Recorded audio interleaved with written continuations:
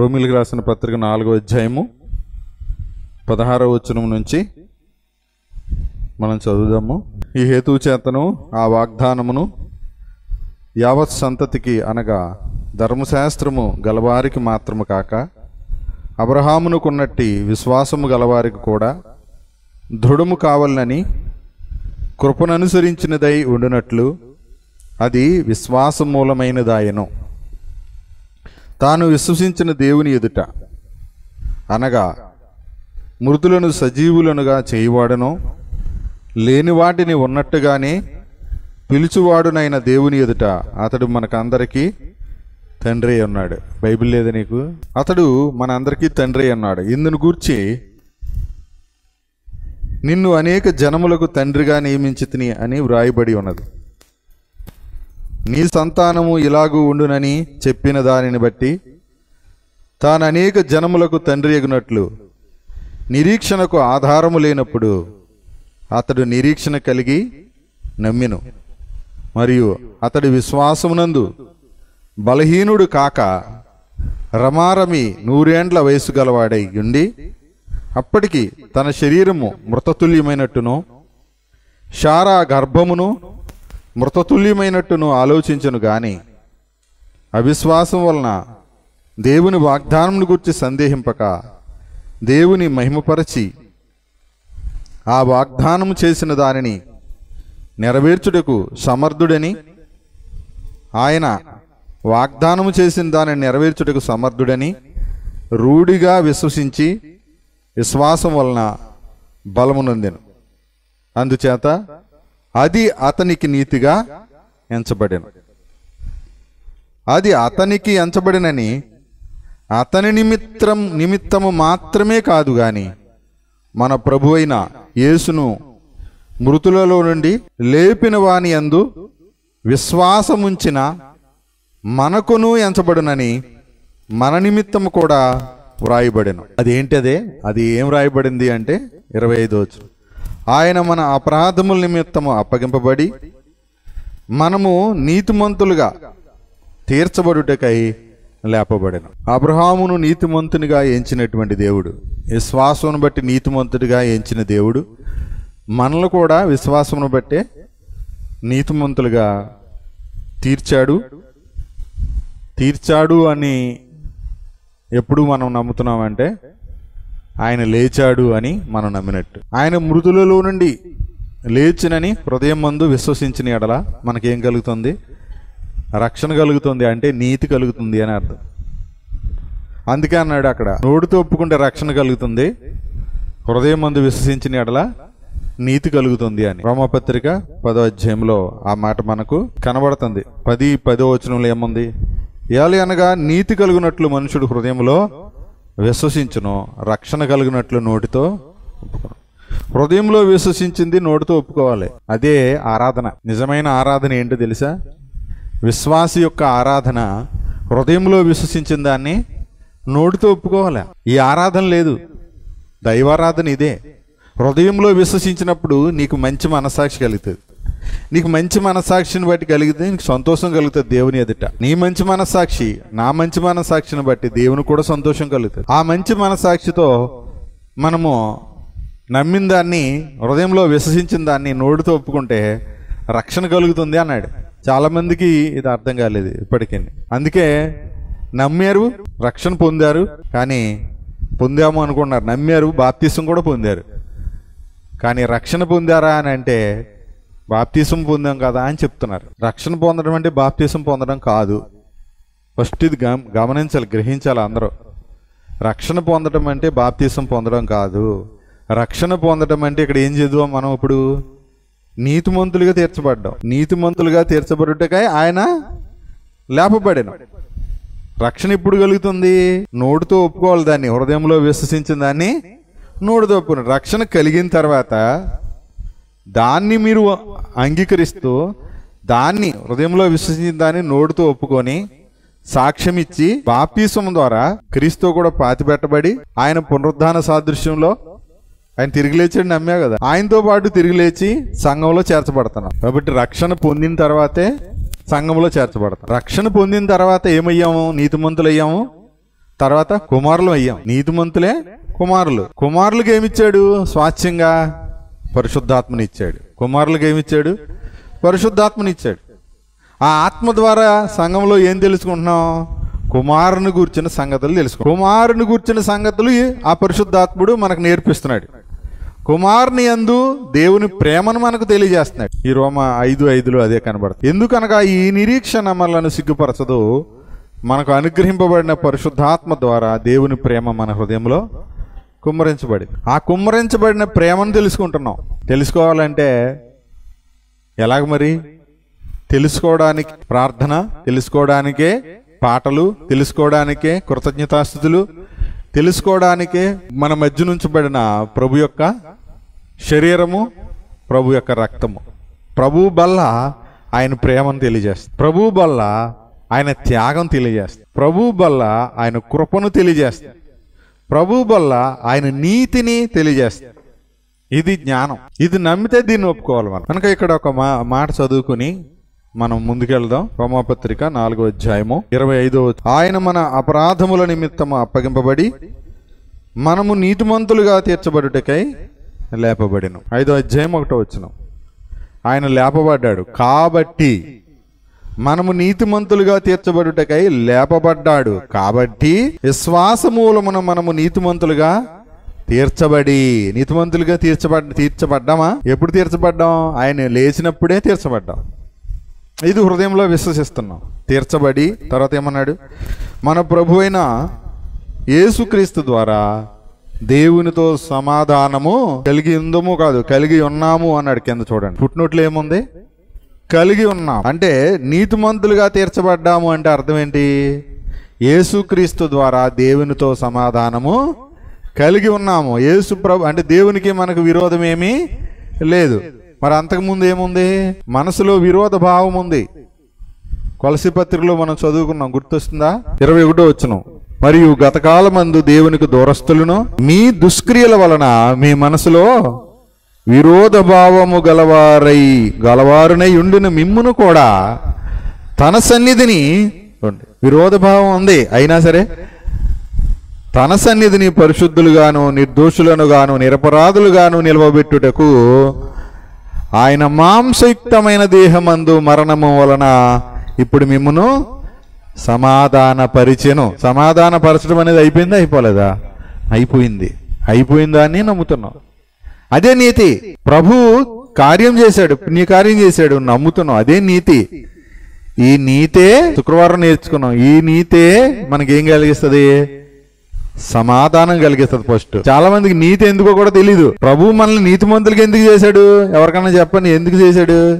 సమాధాన పడడానికి, సమాధానం కలిగి ఉండడానికి, కుమారులు అవడానికి, ఆయనకు వారసులం అవడానికి, ఆయన స్వాస్థ్యాన్ని అనుభవించడానికి మనల్ని నీతిమంతులకు చేశాడు. నీతిమంతులకే స్వాస్థ్యం ఉంది, పాపులకు లేదు కదా, అనీతిమంతులకు లేదు కదా. అసలు రక్షణ పొందారా అంటే ఏమో పొందాము. ఎందుకు పొందావు అంటే మొట్టమొదటి ఏం చెప్పాలి చెప్పండి? ఎందుకు పొందావు రక్షణ అంటే ఏం చెప్పాలి? నీతిమంతులు అవడానికి, పాప క్షమాపణ పొందడానికి. మీరు చూడండి, అపరాధముల నిమిత్తం అప్పగించబడ్డాడు, నీతిమంతులుగా తీర్చబడ్డానికి లేపబడ్డాడు కదా. 5వ అధ్యాయం రోమపత్రిక 5వ అధ్యాయం మళ్ళీ చూడండి, 8, 9 వచనాలు చదువుదాం. దేవుడు మన ఎడల తన ప్రేమను వెల్లడిపరుస్తున్నాడు. అంటే దేవుడికి మన మీద ఏముంది? ఏమిచ్చాడు? ఏం చేశాడు? మనల్ని నీతిమంతులు చేశాడు. ఆ నీతి ద్వారా వచ్చే జీవితం ఎంత గొప్పది, ఎంత అద్భుతమైందంటే యెషయా గ్రంథంలోనే చెప్పాడు. అది చూపించక ముందర ఓ మాట చదువుతాను. దేవుడు మన ఎడల తన ప్రేమను ఏం చేస్తున్నాడు? వెల్లడిపరుస్తున్నాడు. ఏ విధంగా వెల్లడిపరిచాడు అని అన్నాడు కదా చడిపోయి. ఎట్లనగా మనం ఇంకనూ పాపులమే ఉండగానే క్రీస్తు మన కొరకు చనిపోయాను. ఎప్పుడు చనిపోయాడు? పాపులమే ఉండగానే అన్నాడు. అసలు నిజానికి ఏం జరిగింది చెప్ప? మనం పాపులమే ఉండగా చనిపోయాడా? అసలు మనం పుట్టక ముందు చచ్చిపోయాడా? దీని అర్థం ఏంటంటే, మీరు మళ్ళీ మన జీవితానికి అన్వయించుకోవాలంటే చనిపోయింది మన పుట్టక ముందర చనిపోయాడు. పుట్టి, అవునా? మరి ఎప్పుడు నమ్ముకున్నాం? మనం పుట్టాము, పాపం కూడా చేశాము, పాపులమై ఉన్నాము. అప్పుడు మన దగ్గర సువార్త వచ్చింది. ఆ సువార్తలో ఏం తెలిసింది? నీ పాపం కొరకు, నీ అపరాధం కొరకు ఆయన చనిపోయాడు, నిన్ను నీతిమంతుడిగా చేయడానికే తిరిగి లేచాడు. మనము క్రీస్తునందు దేవుని నీతి అవడానికి పాపమెరగని ఆయనను క్రీస్తు నీ కొరకు ఆయన పాపం, దేవుడు నీ కొరకు క్రీస్తుని పాపంగా చేశాడు అనే వార్త వినబడింది. దాన్ని నమ్మాం. అది నమ్మితే మనం నీతిమంతులు అయ్యాం. అదే సువార్త నమ్మడం అంటే. ఎందుకు? సువార్త నమ్ము వారిని రక్షించుటకు సువార్త దేవుని శక్తి. అది దేవుడు క్రీస్తును తన శక్తి వల్ల లేపాడు. మనలను కూడా ఏం చేస్తాడు? తన శక్తి వల్ల లేపుతున్నాడు. ఎక్కడి నుంచి? మృతులలో నుండి. ఆ పాపం వల్ల వచ్చే జీతం మరణమైతే ఆ మరణాన్ని దాటించేశాడు యేసుప్రభు. అందుకని ఆయన యందు విశ్వాసం ఉంచేవాడు ఏమయ్యాడు? మరణములో నుండి. ఇప్పుడు మనం ఇక మరణంలో లేము. మరణం మన మీద ప్రభుత్వం చెయ్యదు. మన జీవంలో ఉన్నాం. మరణాన్ని దాటేశాం. ఇంకా మరణంలో ఉన్నానని, మరణానికి నా మీద ప్రభుత్వం ఉందని, నేను ఇంకేదో నరకానికి వెళ్ళిపోతానని ఈ ఆలోచన చాలా తప్పు అన్నమాట.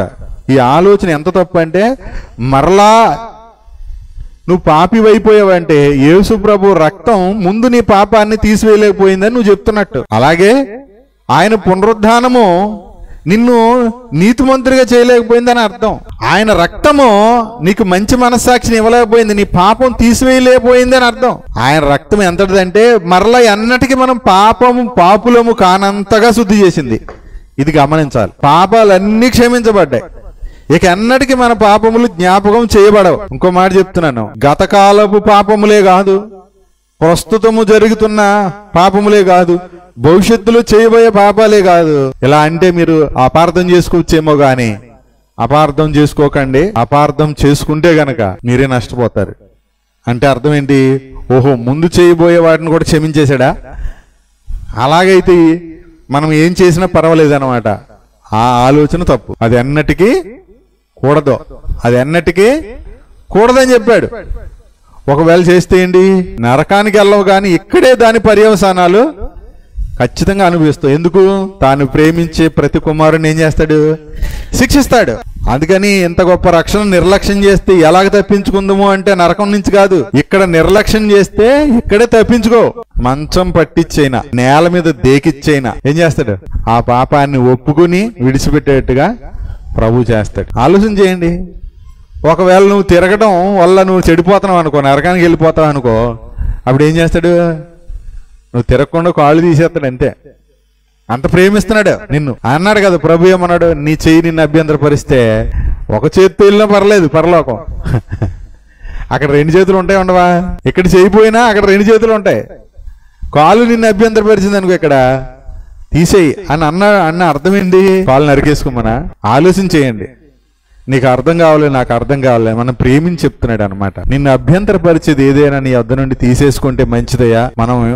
మనం వినకపోతే మనం అలాగే తిరుగుతూ ఉంటే ఆయన మనల్ని ప్రేమిస్తున్నాడు కనుక తీసేస్తాడు. ఎందుకు? నరకానికి వెళ్ళకూడదు. అందుకు ఒకటి మనం ఏమయ్యాం? ఆయన తిరిగి లేచడం ద్వారా నీతిమంతులు అయ్యాం. ఇంకా విశ్వాస మూలమే మనం నీతిమంతులుగా తీర్చబడ్డాం. ఎందుకంటే ఎలా అనగా దేవుడు మన ఎడల తన ప్రేమను వెల్లడిపరుస్తున్నాడు. ఎట్లనగా మనం ఇంకా పాపులమే ఉండగానే క్రీస్తు మన కొరకు చనిపోయాను. 9 కాబట్టి ఆయన రక్తం వలన ఇప్పుడు అన్నాడు. అందుకే ఏంటి? ఆయన రక్తం వల్ల ఇప్పుడు మనము నీతిమంతులుగా తీర్చబడడం అయిపోయిందా? అవలేదా? అయిపోయింది. ఇప్పుడు నమ్మాం, ఇప్పుడు తీర్చబడ్డాం. ఇప్పుడు నమ్మితే ఇప్పుడే నీతిమంతుడివి. అంతే. నీతిమంతులుగా తీర్చబడి మరి నిశ్చయముగా అంటే అర్థం ఏంటి? మరి నిశ్చయం అంటే అర్థం ఏంటి? డౌట్ లేకుండా, అనుమానం లేకుండా మరి నిశ్చయముగా ఆయన ద్వారా ఉగ్రత నుండి రక్షించబడదు. అది నీతిమంతులు అవ్వడం ఒక ఎత్తు అయితే ఉగ్రత నుండి రక్షించబడటం అనేది మరి నిశ్చయం అన్నాడు. అంటే ఇందులో అనుమానం ఏమీ లేదు. అనుమానం ఉంచకూడదు, అనుమానం ఉండకూడదు. ఒకటి నీతిమంతులు, రక్తం వల్ల నీతిమంతులు. తర్వాత ఏమన్నాడు? ఉగ్రత నుండి రక్షణ. ఓకేనా? తర్వాత 10వ వచనం. ఆ తర్వాత జీవితం అన్నమాట. 9వ వచనం, 8, 9 వచనాలు రక్షణ అయితే 10వ వచనం ఏంటి? జీవితం. ఎలా అనగా శత్రువులుగా జీవిస్తున్నాం అందరం కూడా దేవునికి. అయితే ఆయన కుమారుని మరణము ద్వారా మనము దేవునితో సమాధాన పరచబడిన ఎడల సమాధాన పరచబడిన వారమై, సమాధానం తర్వాత ఏముంది? జీవితం. ఇప్పుడు ఆయన సమాధానపరిచాడు అని అనుకుంటున్నారు, కానీ బడుచుడు చేత ఏం జరిగింది? ఆయన జీవిస్తున్నాడు కదా, ఆయన జీవించుడు చేత మరి నిశ్చయముగా, అంటే ఇప్పుడు ఆయన మనలో జీవించుట ద్వారా, ఈ సమాధానం ద్వారా మరి నిశ్చయముగా రక్షణ కలుగుతుంది. రక్షింపబడుదుము అంటే ఇది ఉగ్రత నుండి రక్షించబడుదుము. 9వ వచనం. 10వ వచనం, ఆయన జీవించుడు చేత మరి నిశ్చయముగా రక్షించబడుదుము. ఇప్పుడు కాపాడతాడు, ఈ జీవితం తర్వాత కూడా కాపాడతాడు. జీవిస్తున్నప్పుడు ఇది అనుదిన రక్షణ అన్నమాట. ఏంటి? అనుదినము రక్షణ పొందాలంటే, అనుదినము కాపాడబడాలంటే దాన్ని ఏమంటాడంటే విశ్వాసం ద్వారా దేవుని శక్తి చేత కాపాడబడుట అంటాడు. పేతురు మొదటి పత్రిక 1వ అధ్యాయం 5వ వచనం. అది కూడా గుర్తెట్టుకోవాలి. ఏంటి? విశ్వాసము ద్వారా దేవుని శక్తి చేత మనలను మనమే విమర్శించుకుని ఎడల ఏమన్నాడు? తీర్పు పొందకపోదుము. నేను తీర్పు తీర్చట్లేదు. ఇక్కడ ప్రభు బల్ల దగ్గర ప్రతివాడు తను తాను పరీక్షించుకునవలెను. అలాగ చేసి ఆ రొట్టెను తిని ఆ పాత్రలోనిదే త్రాగవలెను. అది ప్రభు శరీరం అని ప్రభు రక్తం అని వివేచించక తిని త్రాగితే తనకు శిక్షావిధి అంటే అర్థం ఏంటి? నరకానికి వెళ్ళిపోతాడని కాదు, అక్కడ ఇక్కడే ప్రభు చేత శిక్షించబడతాం. చాలా మంది అందుకే రోగులు అవుతున్నారు, బలహీనలు అవుతున్నారు. ఇంకా ప్రార్థనకు వచ్చే అంతకుముందు రోగం తగ్గిందని ప్రభు దగ్గరికి వస్తారు కొంతమంది. మరి వచ్చిన తర్వాత మళ్ళీ రోగులు ఎందుకు అవుతున్నారు? అయోగ్యముగా నీతిమంతుడనే మనసాక్షితో కాకుండా, కుమారులమనే మనసాక్షితో కాకుండా, ఏంటి? అయోగ్యముగా ప్రభు శరీరం అని వివేచించకుండా, ఇది ప్రభు రక్తము అనేటువంటి భయం లేకుండా ఇష్టానుసారంగా జీవించి ఇష్టమైన మాటలు మాట్లాడేసి దేవునికి అవమానకరంగా జీవించి ఇప్పుడు ప్రభు సన్నిధికి వచ్చి మళ్ళీ ఏం చేస్తున్నారు? అది ప్రభు శరీరం సమా అని జ్ఞప్తి లేకుండా, భయం లేకుండా ఏం చేస్తున్నారు? ఆ ప్రభు పాత్రలు చేయబెట్టేసి తినేసి తాగేసి వెళ్ళిపోతున్నారు. అప్పుడు ఏం జరుగుతుందట? ఖచ్చితంగా ప్రభు శిక్షిస్తాడు. అందుకే చాలా మంది బలహీనులంట, రోగులంట, చాలా మంది నిద్రిస్తున్నారంటే అర్థం ఏంటి? లోకం విడిచిపెట్టి వెళ్ళిపోతున్నారు. వాళ్ళు నరకానికి వెళ్ళకూడదని తీసేస్తున్నాడు. అందుకే నిద్ర అన్నాడు, కానీ నరకానికి పోతున్నారు అనలేదు. రక్షణ పొంది బాప్తిసం పొందిన ఏ ఒక్కరూ నరకానికి వెళ్ళరు. ఎందుకంటే ఏమని చదివే ఇక్కడ? మరి నిశ్చయముగా రక్షించబడతారు. ఎందుకు అని అంటే ఒక మాట మీరు మరి చదవాలి. ఇర్మియా గ్రంథం 31వ అధ్యాయం. ఆయన క్రొత్త నిబంధన అని చెప్పినప్పుడు ఏమన్నాడంటే 31, 33 వచనాలు మధ్య చదువుదాం అండి. ఇదిగో నేను ఇశ్రాయేలు వారితోను యూదా వారితోను నేను క్రొత్త నిబంధన చేయు దినములు వచ్చుచున్నవి. ఇదే యెహోవా. 33వ వచనం. ఆ దినములైన తర్వాత నేను ఇశ్రాయేలు వారితోను యూదా వారితోను చేయబోవు నిబంధన ఇదియే. వారి మనసులో నా ధర్మ విధి ఉంచెదను, వారి హృదయముల మీద దానిని వ్రాసేదను. 34 హృదయాల మీద రాస్తా అన్నాడు కదా. తర్వాత 34లో 2వ భాగం చదువుదాం. నేను వారి దోషములను క్షమించి, అక్కడి నుంచి చూడండి. నేను వారి దోషములను క్షమించి వారి పాపములను ఇక ఎన్నడును జ్ఞాపకము చేసుకొనను గనుక అల్పులేమి ఘనులేమి అందరూ నన్ను ఎరుగుదురు. అర్థమైందా? దీన్ని హెబ్రీ పత్రిక 8వ అధ్యాయంలో రాశాడు. ఇదే మాటని, ఇదే ప్రవచనాన్ని ఎత్తి హెబ్రీ గ్రంథకర్త కూడా జ్ఞాపకం చేశాడు సంఘానికి. హెబ్రీలకు రాసిన పత్రిక 8వ అధ్యాయంలో ఒకసారి చూద్దాం. ఇది చాలా మంది ఏమంటారంటే ఇది కేవలం ఇశ్రాయేలుతోనూ యూదా వారితో చేసిన నిబంధన అని అంటారు. కానీ దీని ఇందాక మనం చదివాం రోమా పత్రికలు. అది వారి ధర్మశాస్త్ర సంబంధులకు మాత్రమే కాదు, అబ్రహాముతో కూడా మనకు కూడా దృఢ విశ్వాసం కలగాలని, అబ్రహాము నమ్మినట్లుగా ఎవరైతే నమ్ముతారో వారు కూడా నీతిమంతులుగా తీర్చబడాలని అది మన నిమిత్తం కూడా రాయబడింది అని చదివాం. ఇక్కడ అంటున్నాడు 8:8 నుంచి చదివితే ఇలా చెప్తున్నాడు. ప్రభు ఇట్లనను, ఇదిగో ఒక కాలము వచ్చుచున్నది, అప్పటిలో ఇశ్రాయేలు ఇంటి వారితోను యూదా ఇంటి వారితోను నేను క్రొత్త నిబంధన చేయుదును. 9వ వచనంలో ఏమనగా వారు నా నిబంధనలో నిలవలేదు కనుక వారిని నేను అలక్ష్యము చేసి తినని ప్రభు చెప్పుచున్నాడు. తర్వాత 10వ వచనంలో ఏమంటున్నాడు? ఆ దినములైన తర్వాత ఇశ్రాయేలు ఇంటి వారితో నేను చేయబో నిబంధన ఏదనగా వారి మనసులో నా ధర్మ విధులను ఉంచేదును, వారి హృదయముల మీద వాటిని వ్రాయుదును, నేను వారికి దేవుడినై ఉందును, వారు నాకు ప్రజలయ్యుందురు. వారిలో ఎవడును ప్రభువును తెలుసుకునుడని తన పట్టణస్థునికైనను తన సహోదరునికైనను ఉపదేశం చేయడు.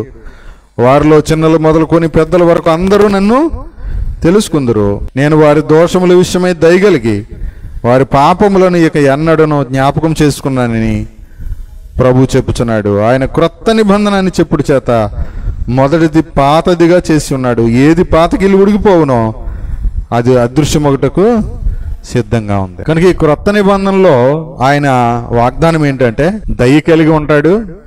ఇంకేంటి?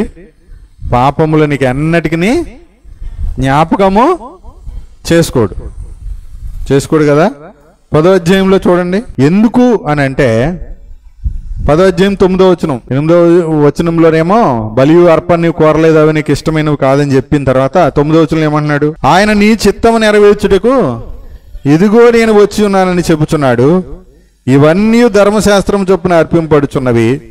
ఆ రెండవ దానిని స్థిరపరచుటకు మొదటి దానిని కొట్టివేచున్నాడు. ఎలా కొట్టేశాడు? ఈ ధర్మశాస్త్ర నిబంధనను ఏ విధంగా కొట్టేశాడు? 10 ఆజ్ఞలు నెరవేర్చి నీతిమంతులగుట అనే నిబంధనను కొట్టేశాడు ఆయన. దాన్ని చెప్తున్నాడు ఈ అధ్యాయంలో. ఏమన్నాడు? 10వ వచనం, యేసుక్రీస్తు యొక్క శరీరము ఒక్కసారి అర్పింపబడుట చేత ఆ చిత్తమును బట్టి మనము పరిశుద్ధపరచబడి ఉన్నాము. నీతిమంతులు అవుట అంటే పరిశుద్ధపరచబడు. ఎలా జరిగింది ఇది? యేసుక్రీస్తు శరీరం అర్పించబడుట ద్వారా. ఎన్నిసార్లు అర్పించబడింది? ఒక్కసారే. రక్షణ పొందుట అనేది మొదటిసారి రక్షణ పొందటం అంటే విశ్వసించటం, నీతిమంతులు అవడం అనేది ఒక్కసారి జరుగుతుంది. తర్వాత ఏం చేయాలి? జీవించాలా. పుట్టాడంటే ఏం చేస్తాడండి? బతుకుతాడు కదా. అలాగే క్రీస్తులో పుట్టావు, నీతిమంతులుగా తీర్చబడ్డావు, ఏం చేయాలి? జీవించాలి. జీవించేటప్పుడు ఏం కావాలి? రక్షణ కావాలి కదా, అనుదిన రక్షణ. అది ఎలా వస్తుంది? విశ్వాసం ద్వారా. విశ్వాసం ఎలా వస్తుంది? వినుట ద్వారా.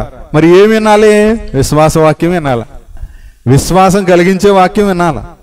యేసుప్రభుని గురించే వినాలి. ఇంకేం విన్నా విశ్వాసం రాదు. సరిగదా?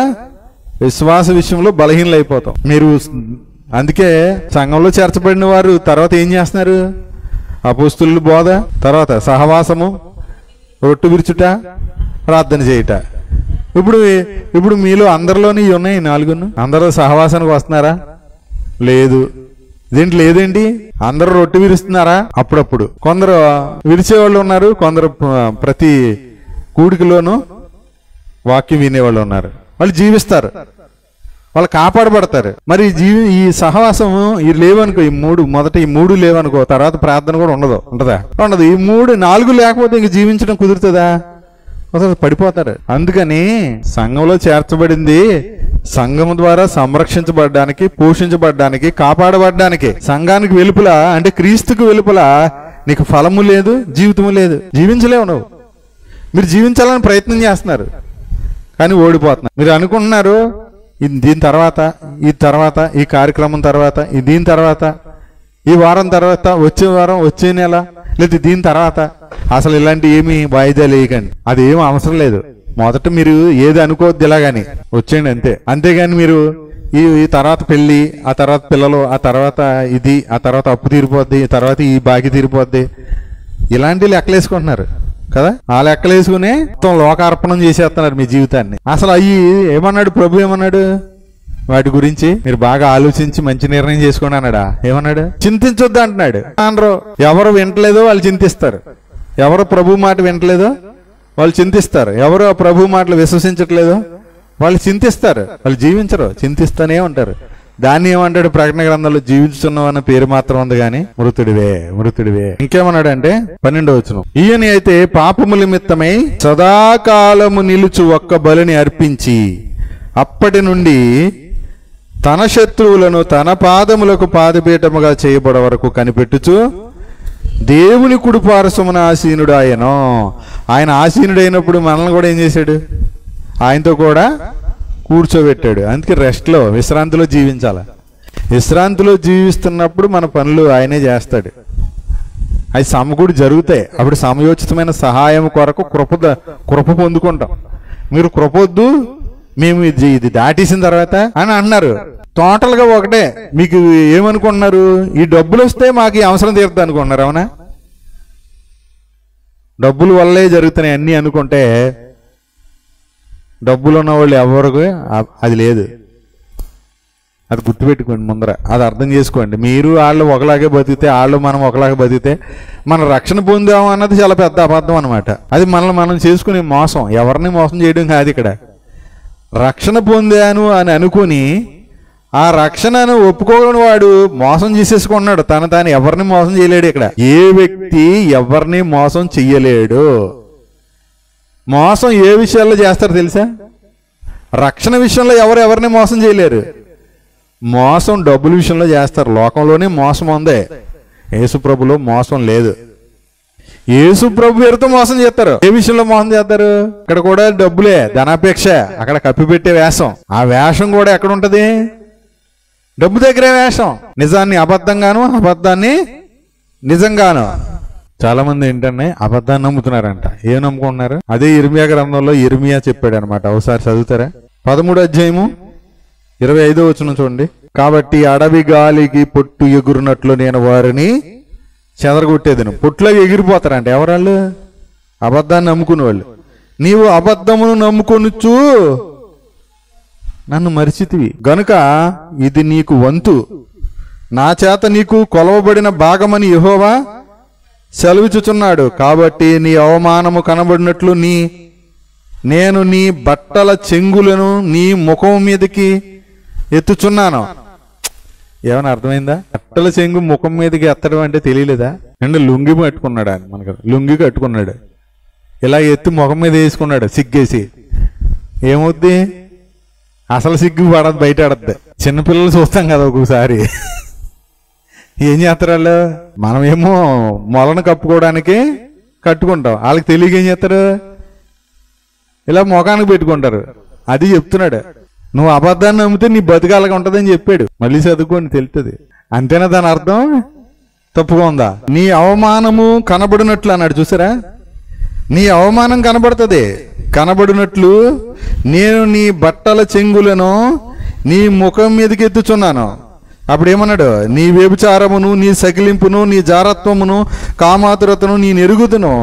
పొలములలో నున్న మెట్టల మీద నీ హేయక్రియలు నాకు కనబడి చున్నవి. యెరూషలేమా, నీకు శ్రమ, నిన్ను నీవు అపవిత్రపరుచుకొన నొల్లవో.